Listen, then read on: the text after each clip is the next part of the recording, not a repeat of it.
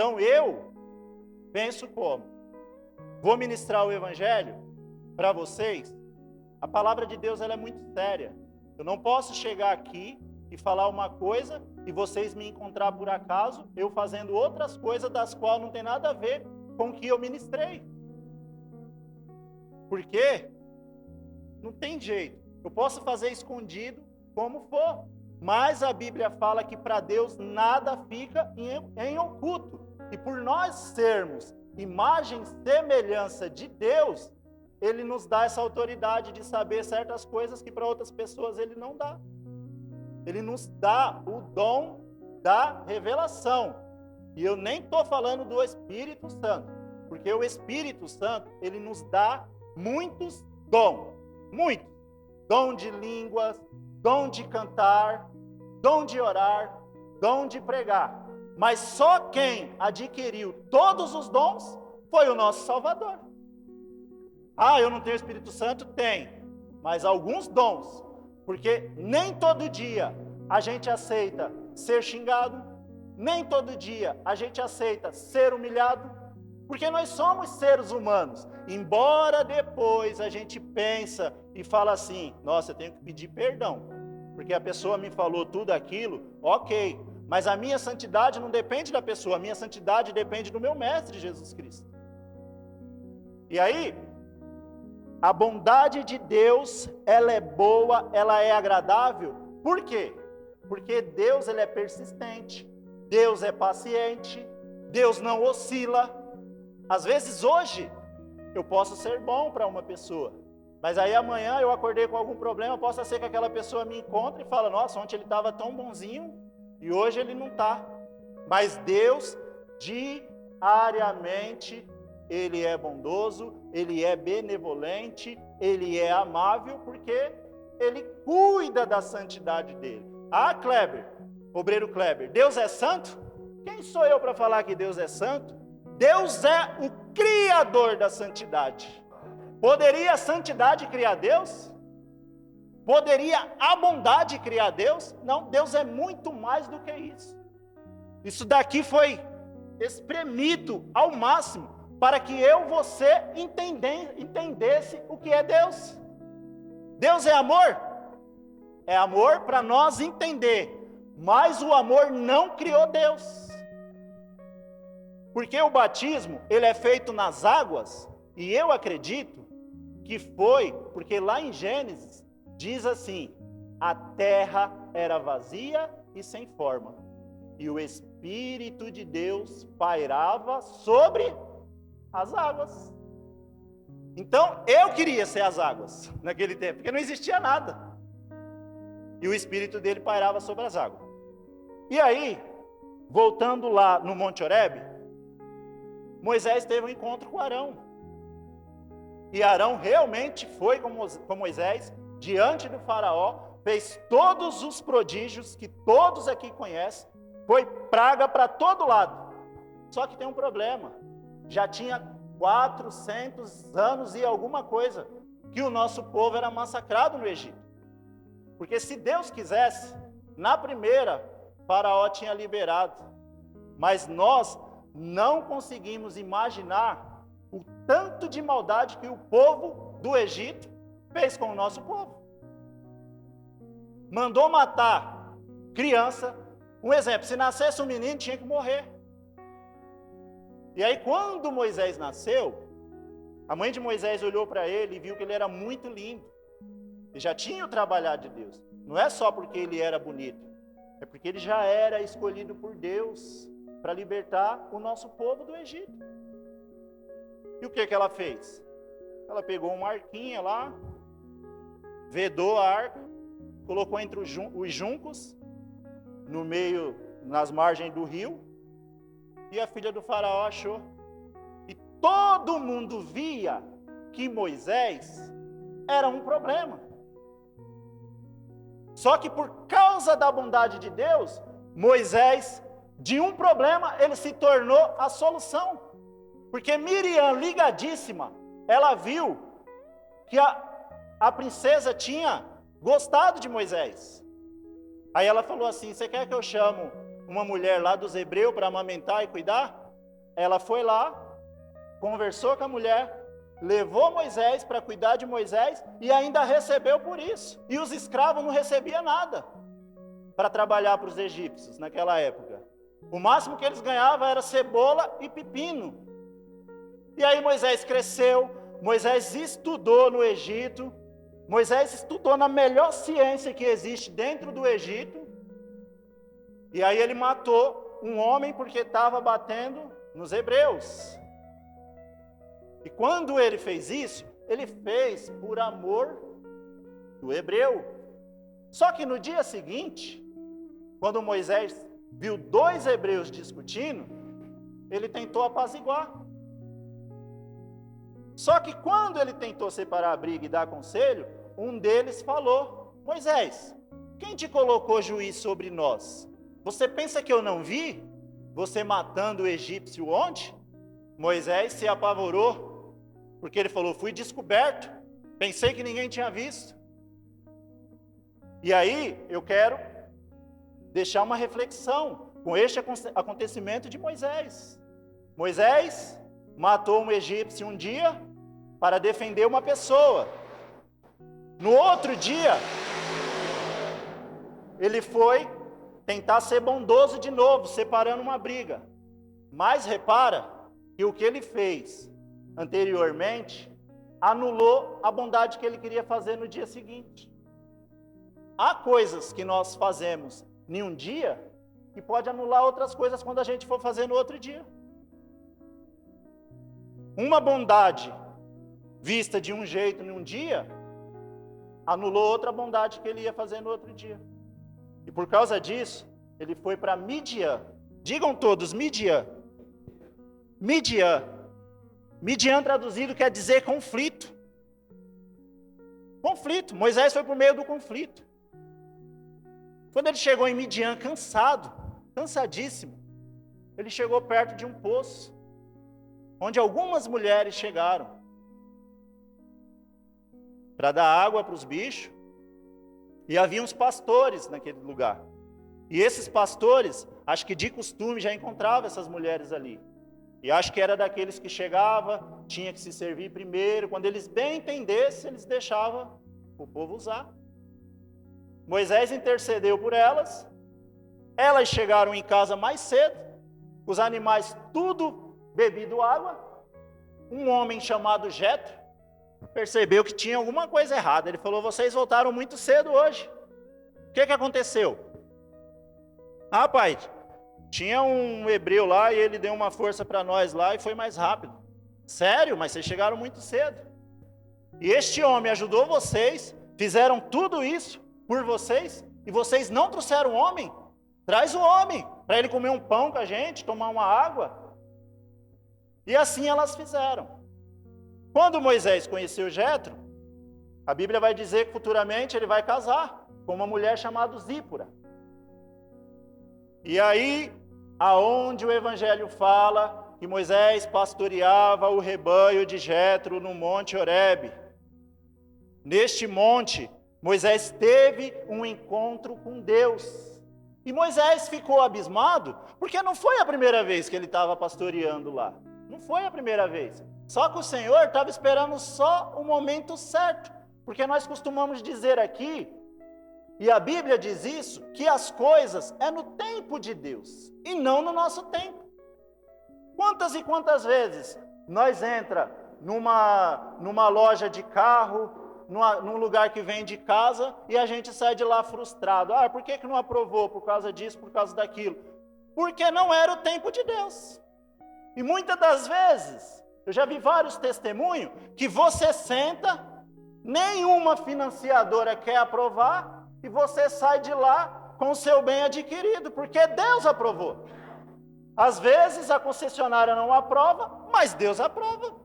E aí chegam aqui e contam o milagre, é um milagre. Às vezes tinha restrição, alguma coisa, na cabeça dos que não têm fé, foi alguém que deu jeitinho lá, né? Porque sempre querem tirar o poder de Deus, mas nós que somos da fé, nós sabemos que é Deus. Porque Deus é bondoso, e a bondade de Deus, ela não oscila. A bondade de Deus é de dia a dia, noite a noite. Você pode estar dormindo na sua casa, você não está vendo nada que acontece na sua rua. E no outro dia você só vê gente falar, nossa, você não escutou nada na sua casa? Aconteceu isso, aconteceu aquilo. Você não escuta, porque você está dormindo, mas o nosso Deus que cuida da gente, Ele não dorme. Está sempre acordado. E sempre, além de nós orar, tem alguém que intercede por nós. Falando de bondade, nós somos imagem e semelhante de Deus. Miriam, ela falou mal de Moisés, porque Moisés tinha arrumado outra mulher. Ela falou mal. O que o Senhor fez? O Senhor colocou uma lepra nela, e ela não teve, como que se diz, privilégio, porque ela era irmã de Moisés. Ela teve que ficar afastada, igual os outros ficavam. Só que aí Moisés também mostrou quem ele era. Ele não deixou que o povo seguisse antes que ela ficasse boa. Porque se ele tivesse ficado com mágoa no coração, tudo que eu fiz por você, você ainda falou mal de mim, você vai ficar aí. Mas ele não fez isso. Porque nós, no extremo, no pior momento da nossa vida, nós temos que se lembrar que nós somos seguidores de Cristo. Na época de Moisés, havia profecias que o Cristo viria. Ele mesmo profetizou. Mas não tinha vindo ainda.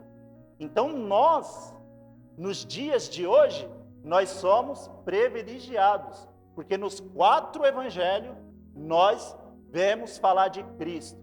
Como que Cristo agia. Então eu não posso falar que sou de Cristo, mas não ter nada a ver com Cristo, não ter o cheiro de Cristo, não ter o brilho de Cristo em mim. Porque a bondade de Deus, ela tem que prevalecer em todos que se diz cristão. Coloca para mim, em nome de Jesus, Levítico, capítulo 10, versículo 1. Amém. Nadab e Abiú, filhos de Arão, pegaram cada um o seu incensário, nas quais acenderam fogo, acrescentaram incenso e trouxeram fogo profano perante o Senhor, sem que ninguém tivesse autorizados. Amém? A casa de Deus, a gente tem acesso na casa de Deus, igual hoje. Eu estou aqui ministrando a palavra. Mas por que eu estou ministrando? Porque eu acordei na minha casa e falei assim, não, hoje quem vai ministrar sou eu. Jamais. Eu estou ministrando porque o homem de Deus, usado por Deus, me concedeu a oportunidade de ministrar a palavra. Diferente deles. A Bíblia está dizendo aqui, no final do versículo, sem que tivessem sido autorizados. Então, muitas das vezes nós estamos orando por uma causa, orando por um filho que tem que sair das drogas, por uma filha que está fazendo algumas coisas, mas sem que Deus nos dá as bênçãos, nós procuramos outros caminhos. É a mesma coisa de colocar um fogo que não era para colocar, sem autorização. Ou eu creio em Deus, ou eu sou obediente a Deus, ou não. Quem está compreendendo isso?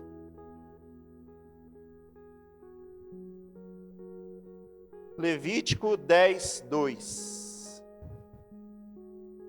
Então saiu fogo da presença do Senhor e os consumiu.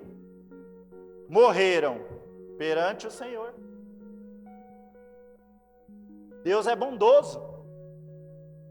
A gente está falando disso desde o início da pregação. Deus é bondoso. Mas Deus não vai deixar a santidade dele do lado para nós dizermos que ele é bondoso. A sua justiça também está inclusa na bondade. Porque se não tivesse justiça, nós nem aqui estaríamos. Porque Deus é amor, mas Deus é justiça também. E aqui, eu fico feliz em ver esses textos, Porque o que eu aprendo? Eu aprendo que não tem nenhum privilegiado. Esses dois aqui que morreram, era nada mais, nada menos do que filhos de Arão, o primeiro sacerdote. Todos os sacerdotes que existem são espelhados em Arão. E Deus podia falar, não, eles são filhos do Arão, eu não vou fazer isso não. E a justiça? Porque Deus não faz acepção de pessoas. Deus não faz acepção de pessoas. Aqui a gente costuma falar, o pau que dá em Chico não dá em Francisco. Com Deus não tem dessa. Pode ser quem for. Se tiver que ser cobrado, vai ser cobrado. Contudo, que eu acabei de ministrar, olha o que o Senhor escolheu e confiou a Arão. Quem foi Arão na Bíblia? Arão foi o primeiro sumo sacerdote de Israel e o irmão mais velho de Moisés. Ele serviu como porta-voz de Moisés e o apoiou no seu ministério. Todos os sacerdotes de Israel foram descendentes de Arão. Quando Deus mandou Moisés voltar para o Egito, para libertar seu povo, Moisés não quis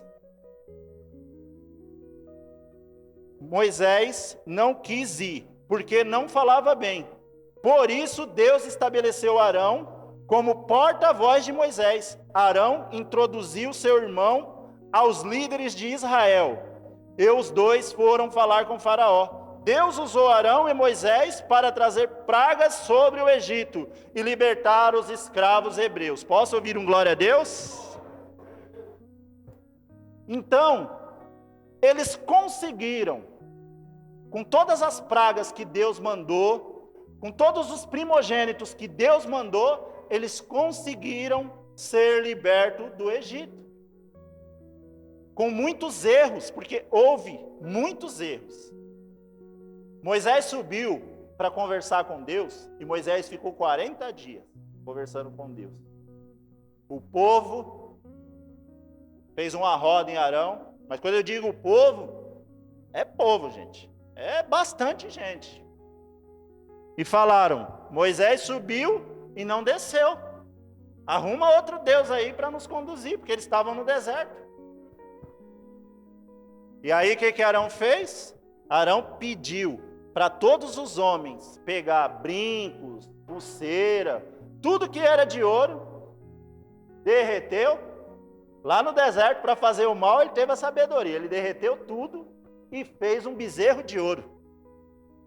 E aí começaram a adorar esse bezerro, começaram a dançar. E aí Deus falou para Moisés lá, desce lá porque o povo se corrompeu. O povo fizeram um bezerro lá e está tudo dançando. E eles estavam adorando o bezerro como se fosse o bezerro que tivesse libertado eles do Egito. E aí Moisés desceu, ficou super irado, derreteu aquele bezerro e fez que muitos bebessem o líquido que aquele bezerro virou. Pela desobediência. Mas, contando com a bondade de Deus, Arão foi o sumo sacerdote e todos os sacerdotes que existem são descendentes de Arão na Bíblia. Isso quer dizer que Deus, ele se ira, que Deus cobra, mas o amor dele está acima de qualquer coisa em nossas vidas. Porque nós temos filhos.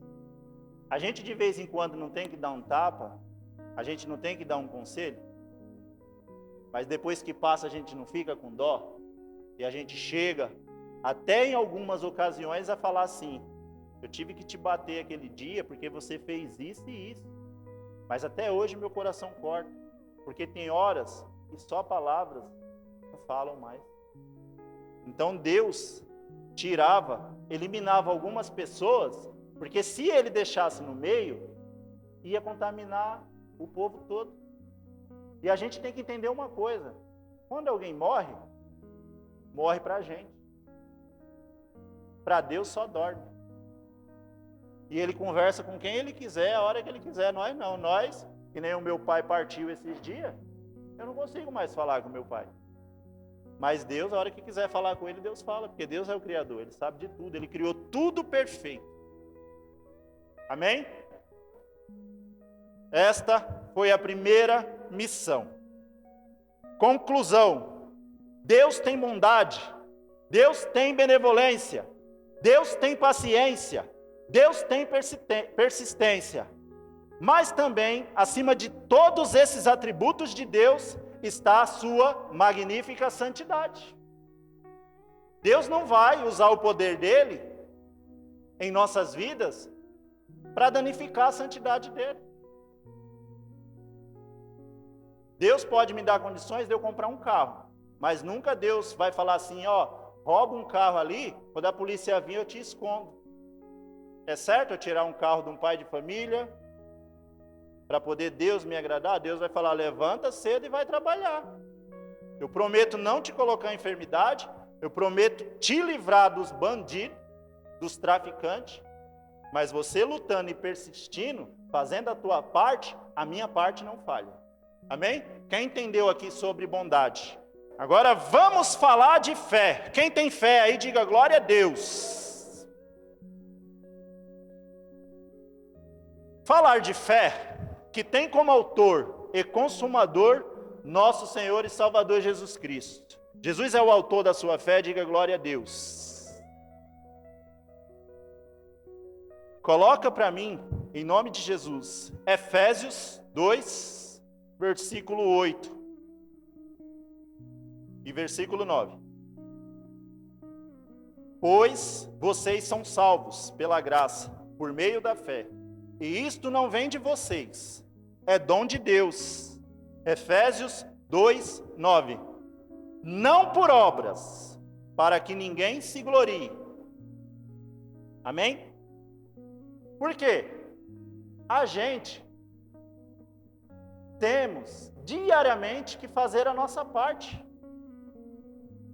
Para que não fazemos uma bondade hoje, um ato de fé hoje, e amanhã esquecemos que temos um Deus, porque tudo não é para a nossa glória, tudo é para a honra e a glória da Trindade, porque não é só de Deus, é de Jesus Cristo e do Espírito Santo, que é a nossa Trindade Santa.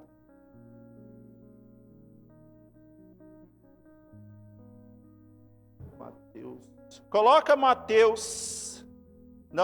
Romanos 10, 17.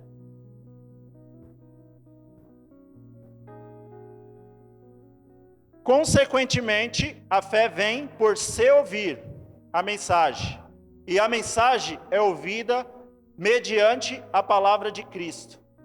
Nós entendemos que tudo que se enquadra na fé, ela vem do autor, ela vem de Jesus Cristo.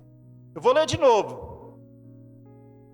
Consequentemente, a fé vem por se ouvir a mensagem, e a mensagem é ouvida mediante a palavra de Cristo.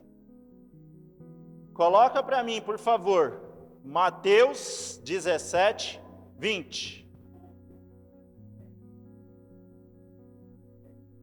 E ele respondeu: porque a fé que vocês têm é pequena. Eu asseguro que se vocês tiverem fé do tamanho de um grão de mostarda, poderão dizer a este monte, vai daqui para lá, e ele irá. Nada será impossível para vocês. De calabaxê. Antionébias. Amém, irmãos? O pau está comendo lá fora e nós vamos continuar a ministração, porque a palavra de Deus é superior a qualquer coisa. Amém? Aqui, Jesus está dizendo para os discípulos que não precisa ter muita fé para conseguir as coisas. Não precisa estar cheio de fé. A gente precisa ter fé. Porque se tivermos a fé do tamanho de um grão de mostarda, é pequena. Um grão de mostarda é pequena. Mas se a gente crer e falar para este monte, tire-se daí em nome de Jesus, ele sai. Porque você está dizendo que crê em Jesus, então não importa o tamanho. Jesus vai achar que você crê nele. Ele vai ter a certeza que você crê nele. Só que tem um problema. Sem fé, é impossível agradar a Deus. Sem fé, a Bíblia fala que é impossível agradar a Deus. Então, se você leu a Bíblia, você sabe quem é Jesus Cristo. Você sabe tudo que Jesus Cristo fez. O mínimo que a gente pode fazer é crer nele. Quem aqui já viveu um milagre de Jesus Cristo? Pode levantar a mão. Então vocês crerem. Eu tive, às vezes, que acreditar em Jesus e era a minha única opção. Onde todo mundo falava, não tem mais jeito, já era. E eu chegar e ter que falar assim, tem 1% de chance?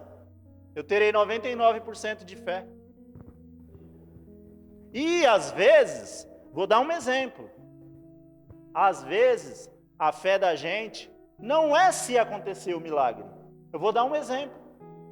Meu pai estava no hospital entre a vida e a morte. Ninguém dava nada pela vida dele.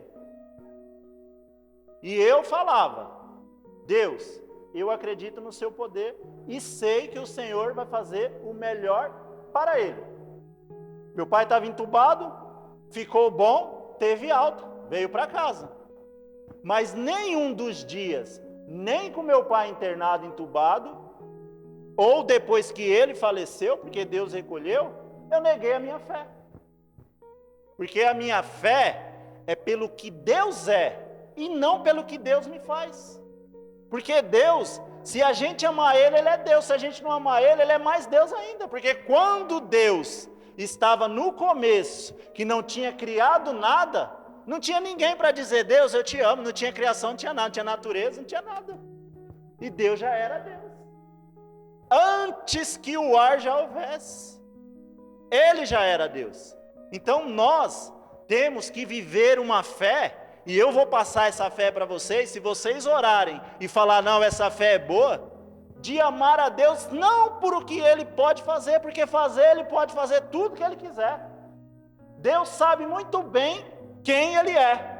Nós precisamos mostrar para Deus quem a gente quer ser. Quem está compreendendo aí?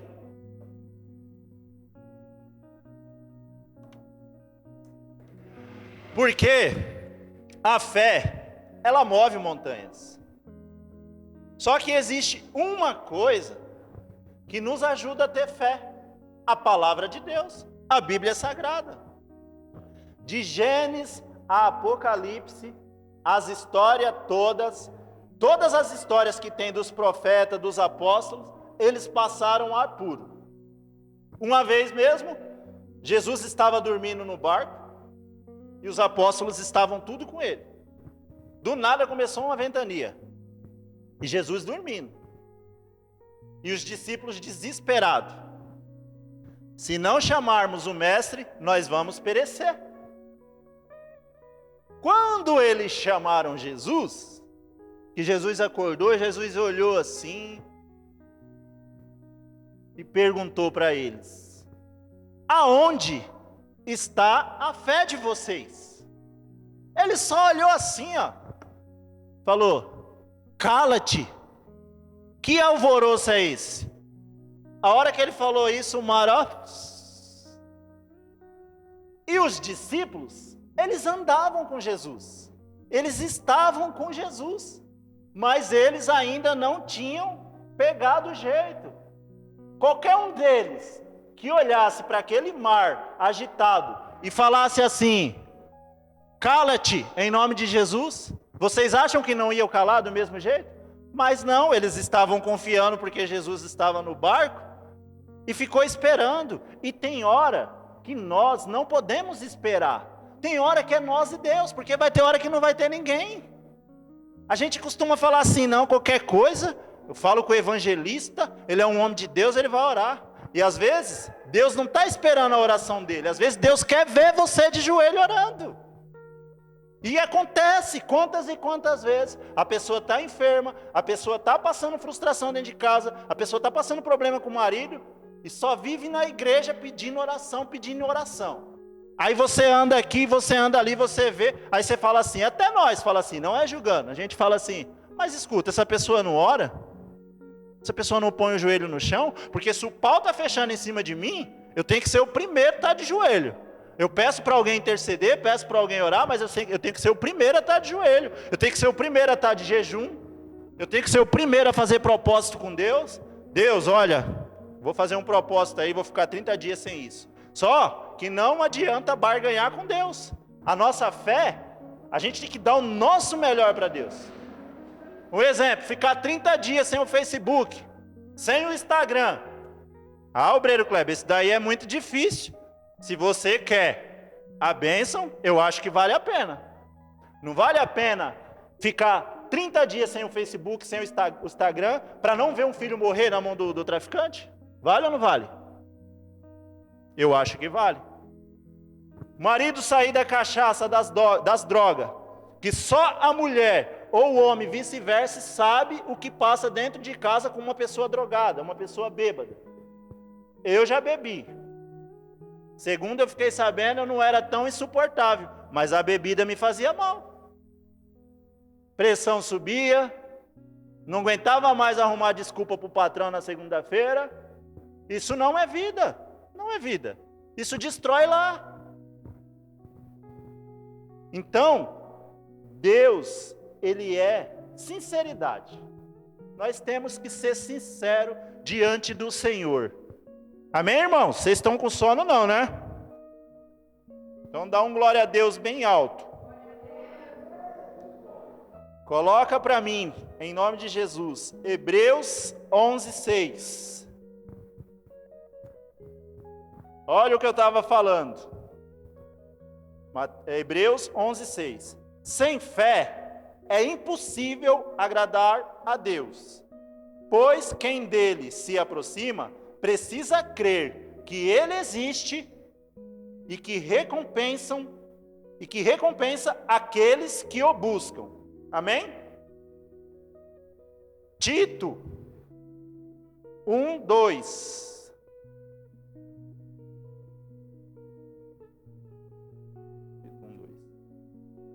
Fé e conhecimento que se fundamentam na esperança da vida eterna, a qual o Deus, que não mente, prometeu, antes dos tempos eternos.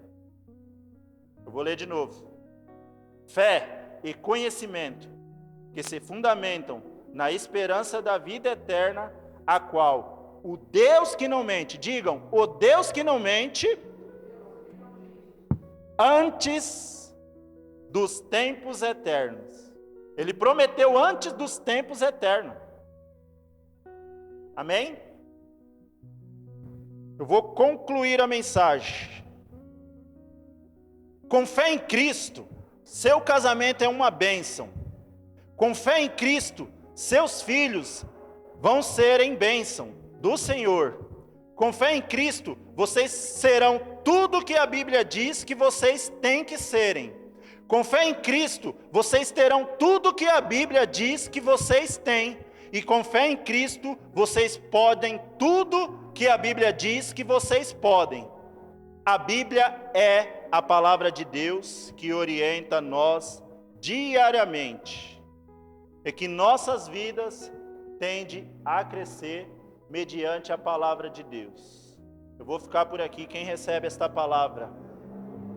Coloque-se de pé, eu quero fazer uma oração.